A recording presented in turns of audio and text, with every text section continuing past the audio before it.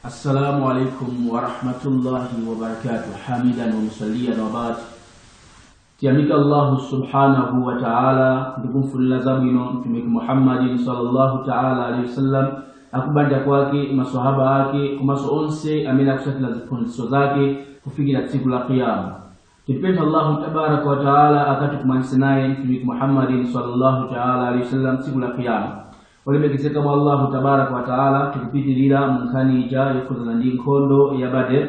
Maso inshallah tikali kuona nkondo zinazohusiana zimene Mtume maswahaba radhiyallahu ta'ala anhum ada participate kupanga defend dini ya Allah tabaraka wa ta'ala, kupanga defend Islam.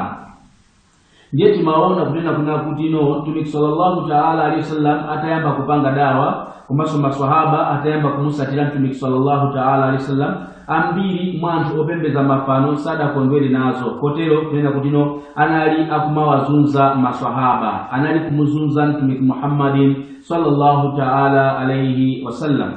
Mahadithi ina imene litu idalandiridwa ndi Imam Uzwika Imam al-Bukhari rahmatullah ta'ala alayhi mene momo ada achita koti pa nkani ija kuzana ndi mazunzo amene maswahaba ada kumana nawo kuchokera kwa mamushiriki kapena kuti anthu opembeza mafano. Akuda tumarra Rasulullah sallallahu alaihi wasallam yawman bi Ammar ibn Yasir radiyallahu ta'ala anhum ajma'in. Siku lake Mtume sallallahu ta'ala alaihi wasallam adamurusa Ammar ibn Yasir wa abuhu kumaso pamene amarusa Mtume sallallahu alaihi wasallam bambu wake ndicho adali pomwepo Ammar ibn Yasir. Mtuzati Yasir analiso pomwepo kumaso mai yake amene ndi Sumaya adali pomwepa. Ndiye Mtume sallallahu ta'ala alaihi wasallam akudusa basi anthu awawa maswahaba atatuwa adamukhulupiria Mtume sallallahu ta'ala alaihi wasallam. Kotero anthu opembeza mafano adawatenga maswahaba atatu amenewa omusatira Mtume sallallahu alaihi wasallam amenewa ndikumawazunza kumawapasa chilango wakwapula kuwamanga pazuwa kuwakaza mchenga wa moto.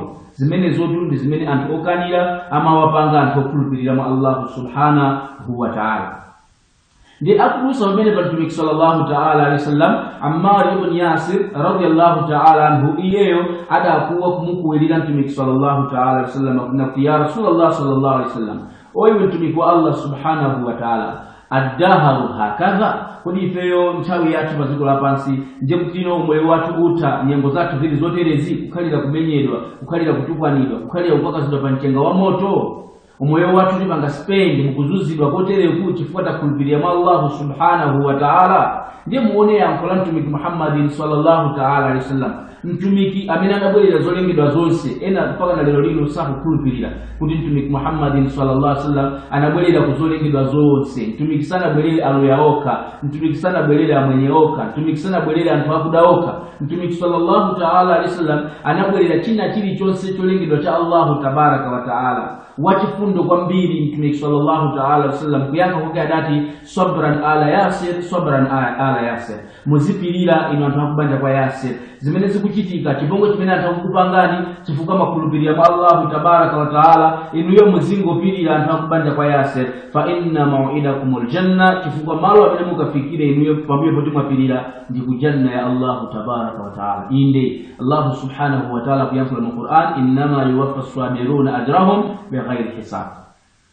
Kundi tudi anthu amene amapirira chifukwa cha Allah tabaraka wa ta'ala pena kutukwanidwa, ukunyozedwa, ukuzuzidwa, ukumenyedwa, ukumanidwa zakudya, kugonesedwa panja chimo lako lanji wakhulupirira mwa Allah tabaraka wa ta'ala. Iwezo sasa ndikupirira kuti palibe vuto ine sindikamusiya Allah tabaraka wa ta'ala basi Allah subhanahu wa ta'ala kuti anthu amene usiku la kiyama Allah azawalipira malipiro ili nipopanda kuwawelengera zinchito zawo. Ndiye ili nali yanko la Mtume Muhammadin sallallahu ta'ala alayhi wasallam inu anthu akubanja kwa Yasir mupirire chifukwa chimalo amene mukafikire siku la kiyama ndikujanna. Ndiye taona aya ija imeta fotokoza kunena kuti Allah subhanahu wa ta'ala kunena kuti zalolezedwa sopano kwa anthu ajamene akumakhala kumenyedwa, kutukwanidwa, kunyozedwa, kuthamangisidwa m'manyumbawo, kulandidwa katundu wawo chifukwa chokhulupirira mwa Allah subhanahu wa ta'ala. Allah wawaloleza kuti azipange defend oka.